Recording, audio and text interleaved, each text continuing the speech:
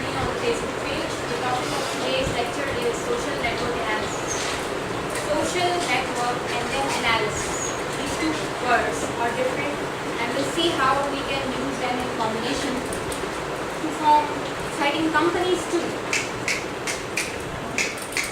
This is a recap of the last time. We saw how the huge amount of data on the web is changing the traditional paradigm of computing, and now we have MapReduce as the de facto standard in parallel programming. We're done with the other standards such as MPI, PRAM and all that. That's a thing of the past. We are into the future with MapReduce and large-scale file systems. Hadoop, which is its open source primitive, we covered it, some of the basics in the last lecture. Today's lecture focuses on, first of all, it is divided into two parts. The first part is just first an introduction, and then theoretical aspects of social networks, graph theory of social networks, and then some properties of social networks. Part 2 will focus on social media analytics, practical experience on it. We'll deal with the Twitter API, Network X, and Python. If I'm successful to get it installed in this machine, I'll try my best. And the last part covers some example researches, one of which is ours. Okay, firstly, a quick survey. Do you have a Facebook, MySpace, Twitter, or LinkedIn account? Anybody? Yeah. Of course, everyone has. Do you own a blog? I'm sure most of us do. Do you read? If not own, then we do read blogs. Have you ever searched for something on Wikipedia? I'm sure all of us must have. Or have you ever submitted content to a social network? Yes, definitely we all have. So, what is it that drove social networks? What is it that is driving this social media revolution? It's Web 2.0 basically. What is Web 2.0? Is it something new? Or it's just a change, a paradigm shift, some new terminologies? But this slide is borrowed from SICK-KDD 2008 tutorial slide from Professor Manju and Professor Nitin Agarwal of Arizona State University, of course, with their permission. And what it shows is that in Web 2.0 paradigm, there is the FTP, you know, the traditional HTTP and FTP paradigm. There are few content creators, and they create their static content and upload to their servers, whereas the users just view them on their machines. They are just the consumers. But in Web 2.0, we have a two-way relationship. The content consumers are also the content producers. This is the beauty of Web 2.0, and this is what is driving the social media revolution. So, what is so different about Web 2.0? Number one, UGC, user-generated content, collaborative environment, participatory web, and citizen journalism. I'm sure those of you active on Twitter must have heard a lot of these terms, citizen journalism in particular, because there are many so-called social media activists, and especially during the uprisings in the Middle East, who claimed to be citizen journalists, and they were actively engaged in spreading news via social media websites. So there is a whole new shift of business with social media revolution. There is a new trends in journalism, new trends in computer science. It's not just our field that is being changed, there are many other fields too. So has the technology changed? Are we talking about the technology change here, or it's just that the users are now content producers? Can anybody throw some light? Do you think it's a change of technology? No. The technology is still the same. We are still using the same old HTML, the same old things with few enhancements, but the ideas are different. This is an internet traffic report by Alexa on July 29, 2008. Again, this slide is borrowed from SICK-KDD tutorial slides. And as you can see, the top 20 sites are Web 2.0 sites. Top 20. Top 10 of the top 20 are Web 2.0. This is a little outdated. As of 2010, I think the top 15 of top 20 are Web 2.0. I'll also upload the latest one. Okay, so what are characteristics of social media? As we already discussed, the consumers become the producers. The user interaction is very rich. in terms of comments, in terms of producing new content, sharing videos, there's a collaborative environment. And then all this leads to a thing known as collective wisdom.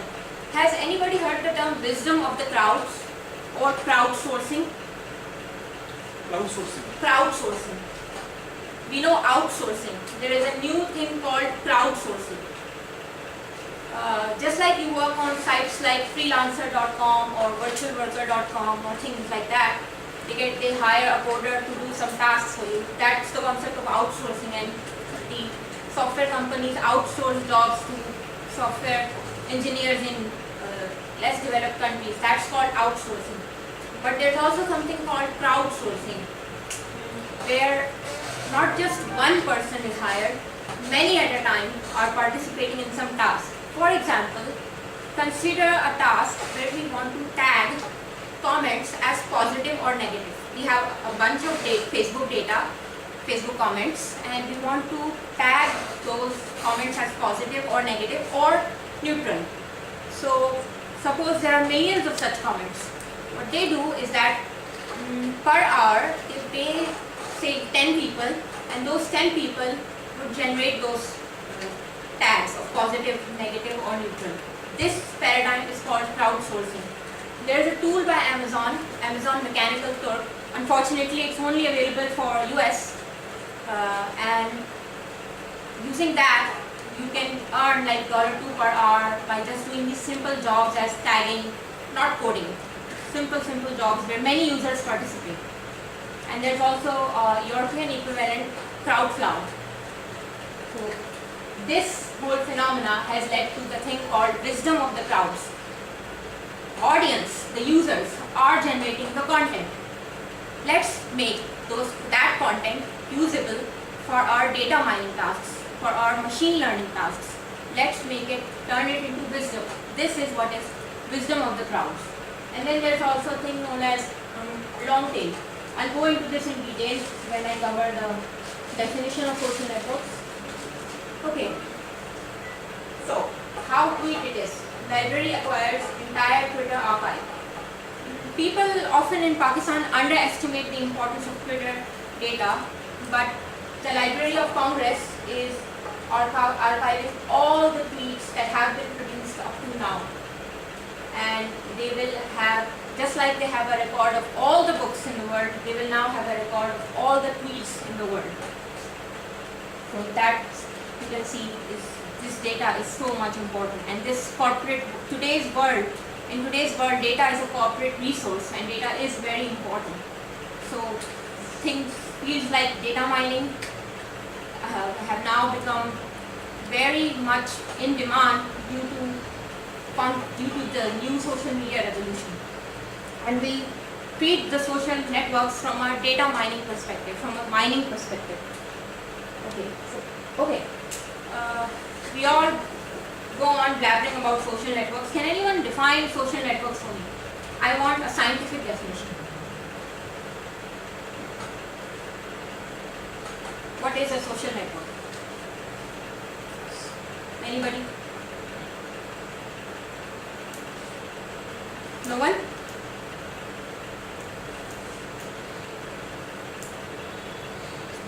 We use it so much, you should know it. But you use this scientifically, but the answer is too simple, that where the networks are connected socially, where the different social groups are connected to each other with respect to exchange of their information, exchange of their knowledge. You said that scientifically. Yeah, you are close. Anything that has a graph, a social structure made of nodes. The nodes can be individuals or organizations, any entity, and edges that connect those nodes in various relationships, like friendship, kinship, etc.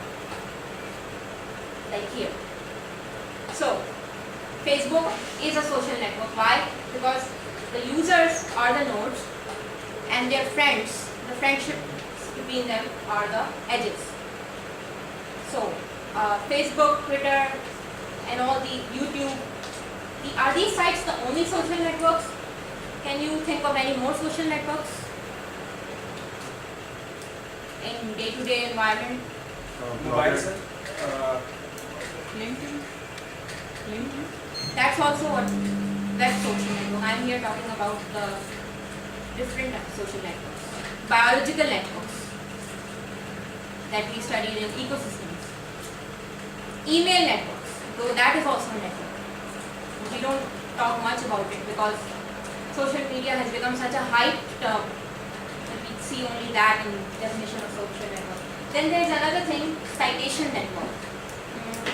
And Google Scholar has recently provided its Google Scholar citations tool.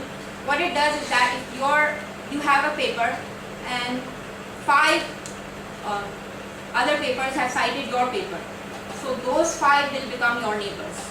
The citation is the edge and the papers are the nodes. So there are citations. Similarly, there is a thing called DBLP.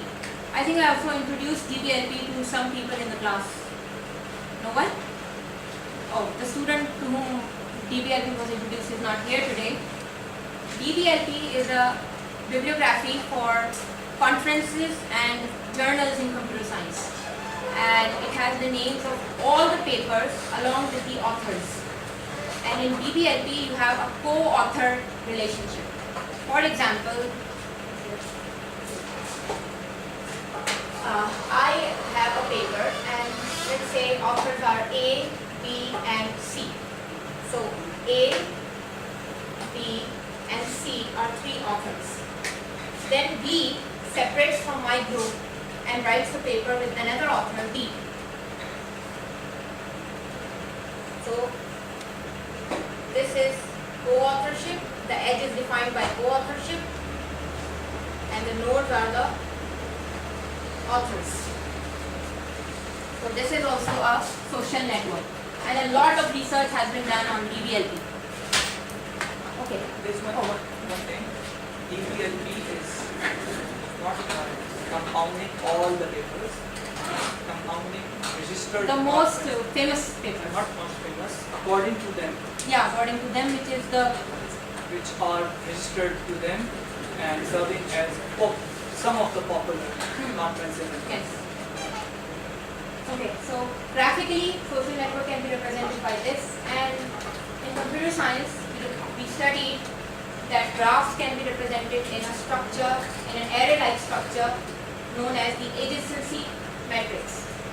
So if you see these diagonal entries are blank because we don't consider the link of the node to itself. 1 is linked to 2, 3 and 4, so it has 1s here and 0s in here. And then 2 is linked to 2, it has a neighbor 1 and 3, so 1, 1 here. So this is how you can represent it in a computer. So that's social network, and I'm sure this must be new for you. Okay. Properties of large-scale networks. Networks in social media are typically huge, and they involve millions of actors and connections. So the networks that were traditional, like the biological networks, they were small scale. But with today's networks, we have very huge networks, like Facebook. In April 2010, I guess, reported 500 million users. So it's a huge network.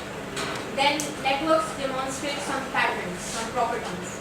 Scale-free distributions, small world effect, and strong community structure. What do I mean by all these? Scale-free distribution means the long tail I talked about. Here you can see a long tail. Such a graph of this nature is called a graph following power law. What does power law mean? Power law is when there is a linear relationship between the logarithms. So the node degree, what is the node degree? Node degree means number of neighbors of a node. For example, 1 would have degree 3 because how many neighbors does it have? 3. And the degree of node 4 would also be 3. Degree of node 6 would be 4. So the graph, if we graph the node degrees, then we have a power law distribution, which is also known as a scale-free distribution, which means that there are few nodes. Suppose that the degree here is in 10 to power 10. And oh well, I'm taking a very big number. Let's say 10 power 2, 10 power 1.5, something like that. 10 power 1. So there are few nodes, this is some nodes that have this much degree. Suppose there are 10 nodes, then there are like 20 nodes with this much degree. Like this. So in a social network, always there will be some nodes that have a very high node degree. And also if you look at your Facebook, you must have some friends that have very large number of friends and some that have very few number of friends, like 10, 20. This is known as a power law and it is generally exhibited in social networks. In NLP, we encounter the power law when we study text mining, Zipf's law. I won't go into that right now. If someone's interested, he can come separately. So this is a phenomena that is studied by researchers in this domain, and to now, power law has not been violated. Power law does hold for all social networks. Okay. Then the other property I talked about was small world effect. 6 degrees of separation. What is 6 degrees of separation? It means that everyone in the world can be reached by a chain of length at most 6. For example, if there is a message that we want to float and we want it to reach everybody in the world or everybody on a social network, at max we'll send it to 6 of our acquaintances. The longest path length will be 6. There was an experiment by Travers and Wagram in 1969, and they were asked, subjects in some cities of US were asked to send a message to some other cities in US, and they were asked to start a chain letter to reach a target person, and the average path length was found to be 5.5. Then in a very recent paper in 2008, this was the same phenomena of small world was verified on a instant messenger network of 180 million users, and again the path length was found to be 6.6. So far this does hold. Now Yahoo Labs is conducting this experiment one more time to see if this claim can be proved or disproved. If you want to participate in the experiment, you can go to this URL I have given at the bottom. So what they are doing is they are asking you to send a message to your Facebook acquaintances, and then they will calculate the path length once the message reaches the entire Facebook network. Question? Yeah, I have a question. Why 6? Why not 5? Why not 7? It's a standard shared by any professor, any university or... Yes, this is a standard in this paper. These two papers came up with this number. Actually, it's a statistic. Yeah, it's a statistic in social sciences. They perform some experiment and they find it out to be a valid number. So maybe if you want to see within yourself, the theory says you can look how many people you know through an indirect path. Maybe I know my uncle, then I know his friend, then maybe his friend is known to me through profession, another. Like that, I may have like 6 indirect contacts through a chain and reaching to a person. I may remember up to 6 of such indirect relations at maximum, but usually we don't even go that further. Maybe 2 or 3 chains.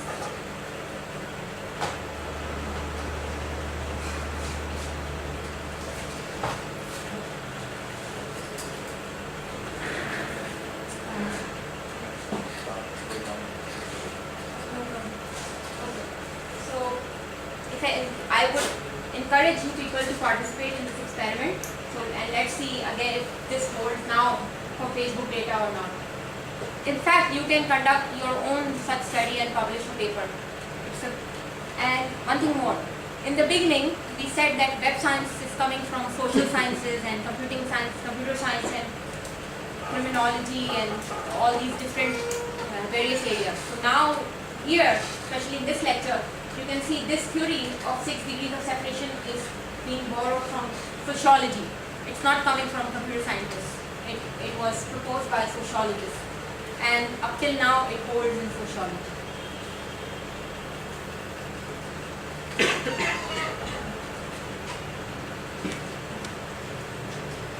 So then the last thing I said about the property was community structure.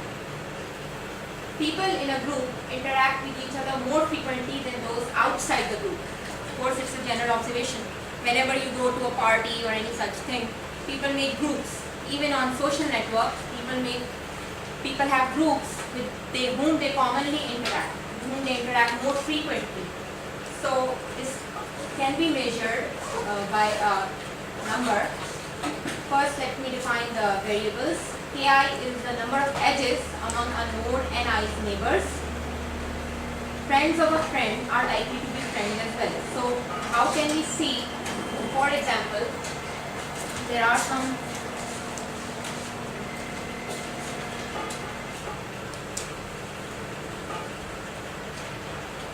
there is a social network, some users, these are friends. This one is a sparse network, and this one, let's say, is very dense. Let's say they are school friends. This person knows these two, and then knows these two, and these two. This person is a college friend, but he also knows these two. Then this person also knows this person, and this person also knows this person. So this, as you can see, is a very dense network. So to find out how many they are, to find out the density of the connections, there is a metric proposed in the research community called clustering coefficient. What you do is that Ki, number of edges among the node's neighbors, is divided by the node's degree. Let's take an example. Let's find the clustering coefficient for this one. Let's take 6. So among these 4, how many edges are there? We can see that 4, 5. If we consider 6, so 6 neighbors has 1, 2, 3, 4. Then among these, we don't count these edges going from 6, only the ones, as I said in the definition, it's number of edges among node ni's neighbors. So we will count the number of edges among the neighbors of 6. So the neighbors of 6 are 4, 5, 7 and 8. 7 is Ashwin. 7 is Ashwin. 8. It is 4, 5, okay, and 5, 7, then 5, 8, 7, 8, and 5, 8 is already 4. 4, 5, 5, 8, 5, 7, 7, 8, 5, 8, 4. 4. And then what was the node degree? Node degree was 4 by 2, something like that. So it comes out as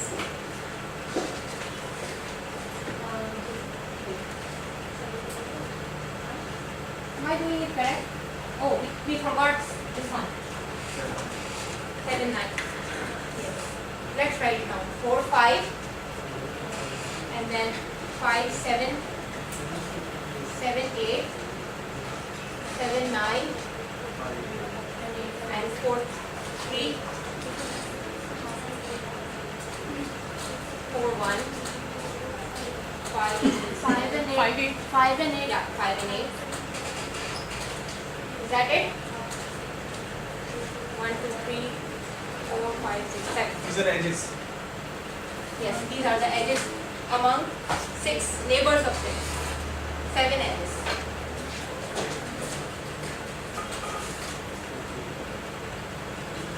So the number would be 7 into 4.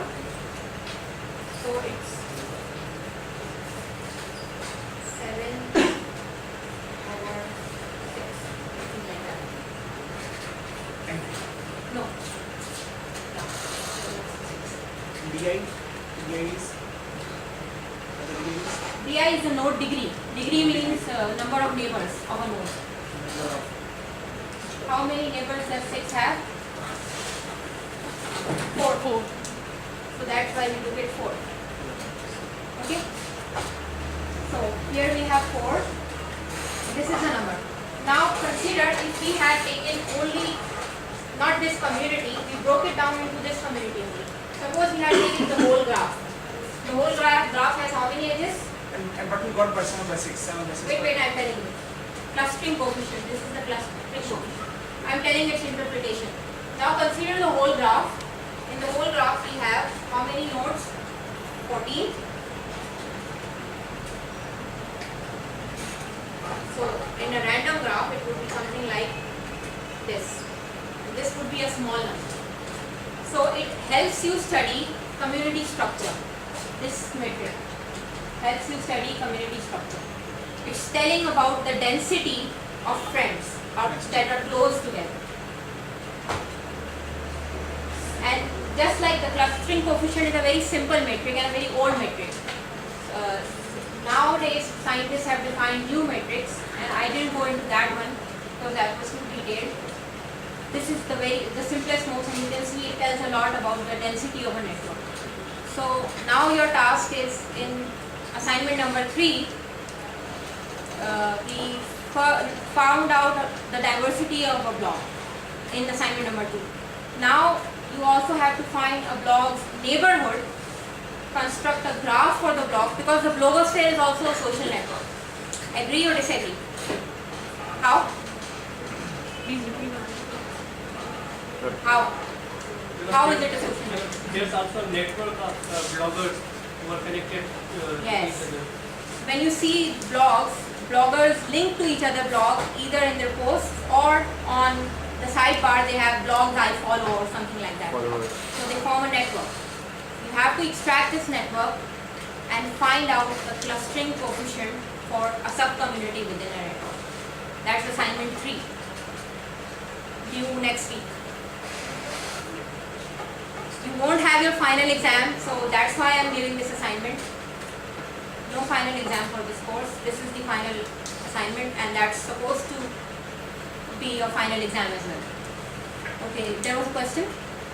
In the previous example, you just calculated density, whatever you call it, by analyzing just one node, that is 6. Now, how do you calculate the density of the whole network? Whole network, just see the whole graph. Actually, we don't take a node, we take a sub graph. From the graph you can see this was the most dense area, right? So we took a node in here. We also could have taken this one. We could have taken this one. You can for your assignment you can take any one. But you have to find a dense community, and this you can do by analyzing the matrix. You missed the matrix section, I guess. And There is one more question. Yes. 6 degrees of separation. Okay, can I rephrase that and say that every other person is connected to me via 6 connection? Yes. Exactly. That's what it means. at maximum. At maximum. At maximum. At maximum. You may be directly linked. It's not 6 degrees, right? Yeah. First The one. maximum number of links between you or any other person in the world is 6. Somebody may recommend you another person. So I am also related with Adari as well. I am Sorry. related with Adari as well. I am connected to him via 6 degrees.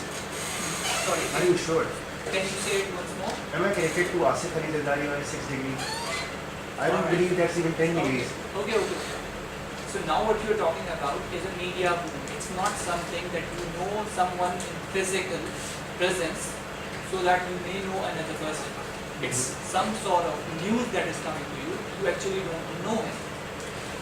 You are being told to know him, Here we're That's talking your about president. personal acquaintance. right? So we are not talking about how you are linked in a structure which is administrative. So because you are a citizen of this country, you should know this. This is kind of a learning thing, right? I'm not talking about the administrative point of view. I'm talking about the personal point of view that you are my contact. I can link with you, I can talk with you, I can collaborate Directly. directly. Yeah. But via you or by someone else, I can also contact to someone I do not know Through me. a famous person, through you or to anyone else, by 6 degrees, Maximum. Yeah. maximum 6 degrees. Yeah. And it is not that you can go that way. It's actually you can remember 6 degrees as your contacts. These are two different things. Right? No, but that defines the social circle. If you don't remember your social circle, that's not actually your social circle. Right? So your social circle should be remembered by you. It's not that you are going to a person, make something happen for me, and he says, I cannot do this job, go to another person. So this usually happens when you are caught up in some wrong position of some governmental task. You go to someone, oh, can you do this favor to me? And then you go to some other one. Maybe you will travel like up to 10 hops. But that's not your social circle. So, for example, you are my friend, and he is your friend, and then at last he is the one. He comes onto the 6th degree. Then how it will be kept onto the density of the network? For example, I meet this brother by my 6 friends. But by 6 months, and then I now started to communicate with him. But how it will be? How to say that this network is dense? How to the density of network with respect to the traffic of the. There are two angles to it. First point is that a person may remember up to 6 hops of social network or social connection. For example, you know me, and then I know someone else, and then you know someone else through him. So maybe you know such chain by 6 hops. Okay. Maximum of 6 hops. This is one concept. Then there is another concept. You have a group of friends, and they are friends to each other very heavily. For example, you have in your childhood, usually everybody knows everyone around you. So it's a very strongly connected social network. So if you know him, then he also knows you.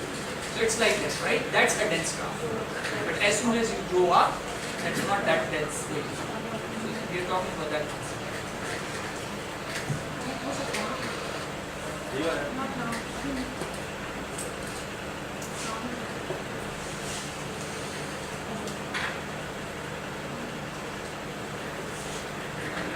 First, let me finish the 3 Is there any questions so far? Questions regarding what we have studied? Regarding assignment 3? One comment. Do you understand why are we studying this? By the way, what is that for? No? Okay. So you are studying this because in order to have the creativity, there is a theory behind it, right? So when we talk about developing an idea such as social network, there is something which affects our mind that suits us. For example, humans may know up to 6 contacts in a hop count. So this may help you in developing an efficient and smooth social network for the people. Sometimes you may feel, for example, that your Facebook is a trap thing now because there's random people who are adding you all the time, right? So you have such a feeling, and at times you get bored with that social network, or you get disappointed with that social network. So in order to understand how user would be satisfied, you need to understand how the humans behave, how the human feels comfortable about the natural things, right? So for example, this concept, 6 degrees of separation. If you overlook this thing and develop something, and somebody picks this point up, then that is more likely to be admired by the users. So this is one of the reasons why you are studying these theories at the back. You are supposed to be computer scientists, right? But you should also know about these theories when you are trying to make fortune within social networks. How Any other example related to query? Related to what? Any other practical example For what? for implementation? Implementation of what? Collective intelligence. Um, Collective intelligence. Collective intelligence. Okay, I'm giving, maybe you were not there, but there is a study that we did last time. There is a thing called web spam, okay, and it's very hard to predict which is not a good page. It's trying to boost itself up and deceive the search engine and trying to look more important. Humans may find it easier easily compared to that of computational algorithm. So we can have, but at times there is a difference of opinion. Difference of opinion among the people.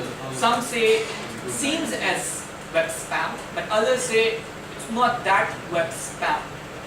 It's not 0 and 1. It's kind of fuzzy. There, the crowdsourcing is very important. So if you have a majority's opinion, and then you have some resolution between how you will solve it, then you may have a better training set for your machine learning spam classifier.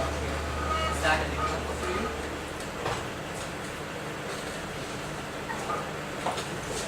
I was coming to the applications part, but since I also have to cover programming, we were setting up the Linux machine. But anyways, so some challenges in this area of social network analysis. Number one is scalability. Here we're talking about huge data, as I said. In the traditional social networks, previously the nodes were not in a scale of millions, but now we do have. So techniques such as MapReduce and Google file system become very much necessary, and which is why Facebook has used the technology of Cassandra, and they say that for Facebook messages they are using Hadoop. So this is the number one issue. And then there is heterogeneity. What do I mean by heterogeneity? The interactions are of a very complex nature. For example, two people can be friends and can be colleagues in an office at the same time.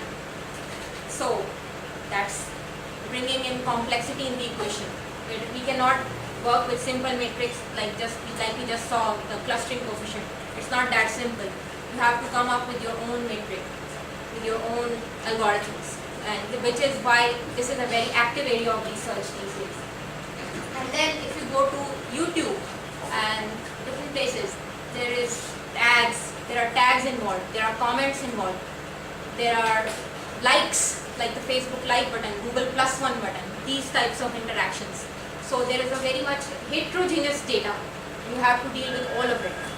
And evolution.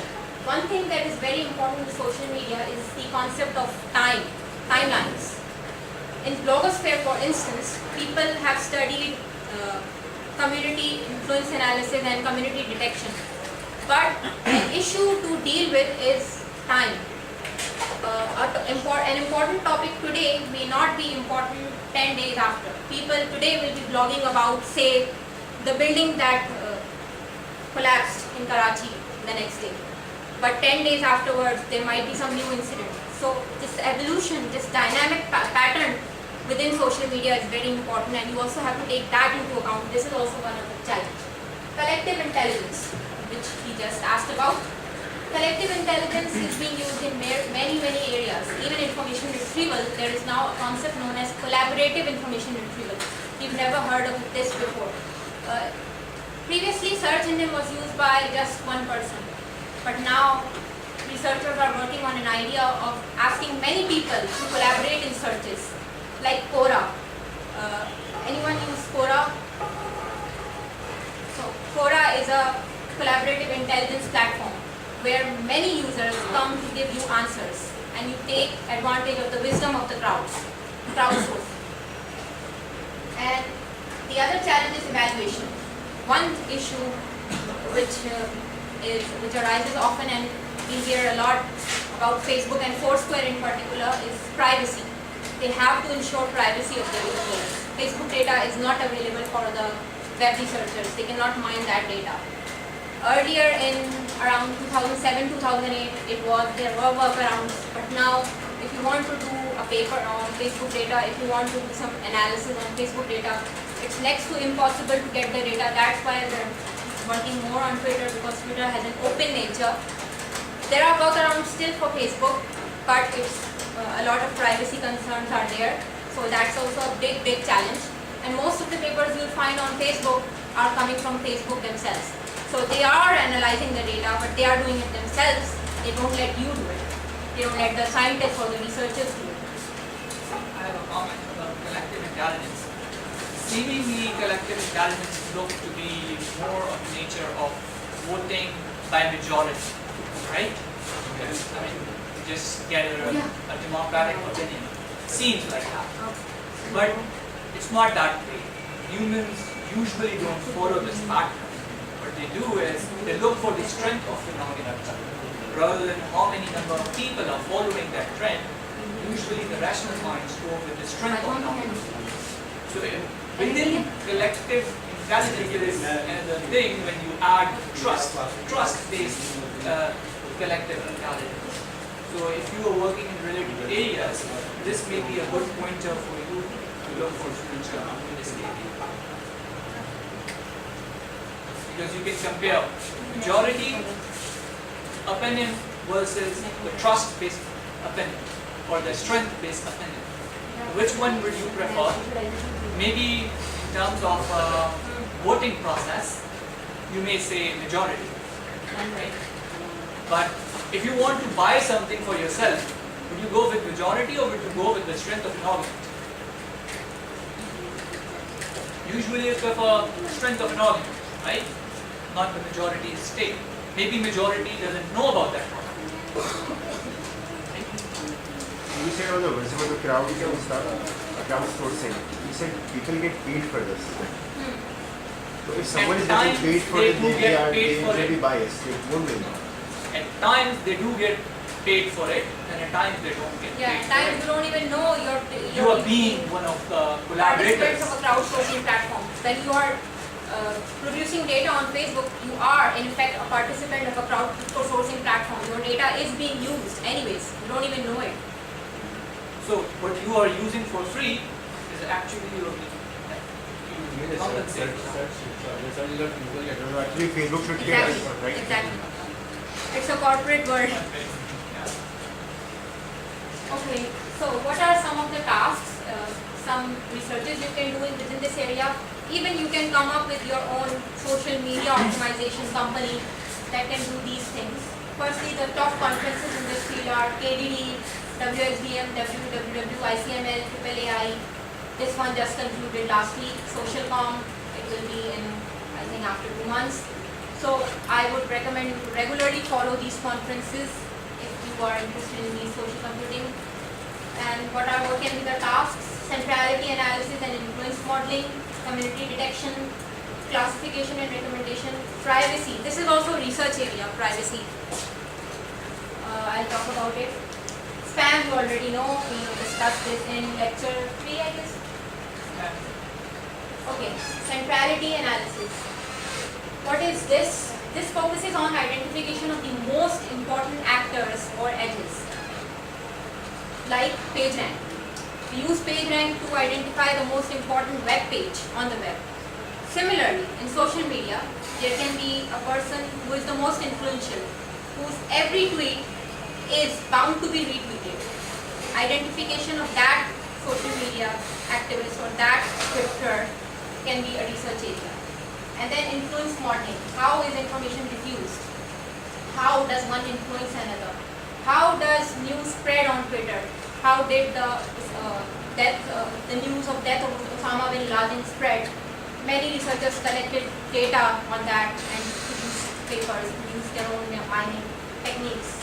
So this is a very much active area, and during the time we were busy in watching the World Cup, there was a World Wide Web conference going on in India at that same time, and in that there is a very good paper by John Kleinberg, and he studies how hashtag play a role in spread of information on Twitter. I would definitely recommend that paper for those of you who are interested in Twitter and doing research on Twitter. And then the researchers also study, okay, what is the use of all this? Why do we study this? There's a thing called viral marketing. Companies do want to know how to reach a maximum audience. And today, you can reach most effectively through social media, more and even much better than the traditional media outlets. They don't have that much reach as the social media has.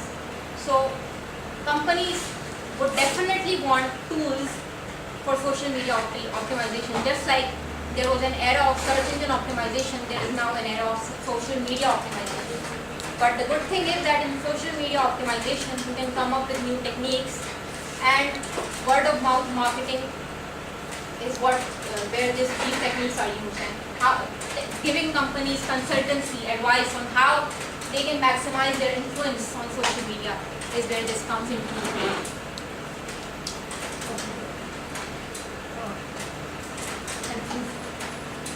Then we have community detection. We already looked into this through the clustering coefficient problem. There are more methods, of course. This problem you can see is of identification of groups. This is a group and this is a group. How to identify? There are algorithms. If someone is interested, I can recommend him resources. He can come to me. She can come to me. What are the applications of this? If you go to Amazon and you click a certain book, normally there are other recommendations for you. People who bought this item also bought this. Or in YouTube, there are related videos. If you go to a video, they come up with a whole bunch of related videos. That's called recommendation. And community detection is the principle on which they are working. Then in Facebook also, you all the time get, you may know this person. You may know this person. So they are doing the community detection thing all the time. What they do is they utilize techniques of network-based analysis. We'll take a look at some of that very briefly through programming in the next part 2. And these are new lines of research. As I said, heterogeneous networks are involved.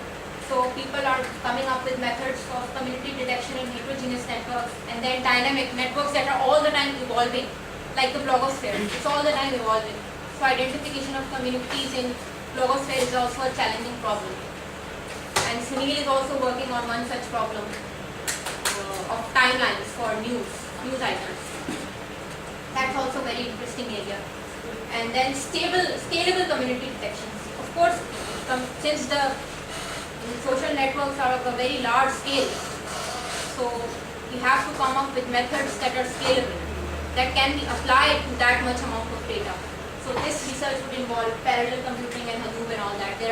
There's a whole new world of research in this area. Okay. Then classification and recommendation. There are not just network-based, there are also other methods, link prediction. For example, here, it's the same tax addition, product friend, group recommendation. How Facebook normally does it is like the link prediction. If this is a network, suppose then there are high chances that 8 also knows 9, because here is such a dense structure. There is also a high chance that 2 knows 4. So you may know 4, 2 may get that you know 4 added.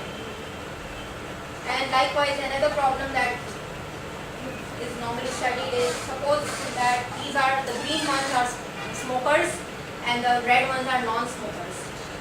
We don't know about the yellow ones. There's a question mark on them. But we have to do classification using machine learning or classification algorithms, whether these are smokers or non-smokers. So what can be an approach, a very simple approach? Look at their links. Here, this one is linked to a smoker. So probably he's also a smoker. These methods are also being studied in this area. I'm just touching. I don't get it. This is like machine learning, something like machine learning, where you predict, where you do binary classification, whether this is, suppose, the trained data set, the labeled data set of you. You have these 2 smokers and these 2 non-smokers. We don't know about these. we want to classify them, whether a smoker or a non-smoker. We can use the link structure of them. He's linked to just a smoker. Chances are he is also a smoker. Then he is in a community all surrounded by smokers. Chances are he is also a smoker. It's like that. It's not that simple, of course. I'm making it very simple for you. There are a lot of algorithmic complexities involved. Okay. Then, as I said, privacy is a big concern. People study privacy too, that how to make maximum use of the data while ensuring privacy at the same time. This is also one active area of research. How to remove spam on Facebook, how to identify spam comments. This is one active area. Then spam blogs. We also have one work in which we have identified spam on Google blog search. Google blog search is showing a lot of spam blogs. We did our research on that. If someone is interested, she can request for the paper. So this is security, privacy, spam, all this is also an active area of research, and it involves algorithms like PageRank also. You can come up with your own set of algorithms. Now is part 2. We'll do some programming in this part. I'm not sure if we can cover all of it, but I'll give you the basic guidelines. So now we have to switch to another machine. You can take a 5-minute break if you want.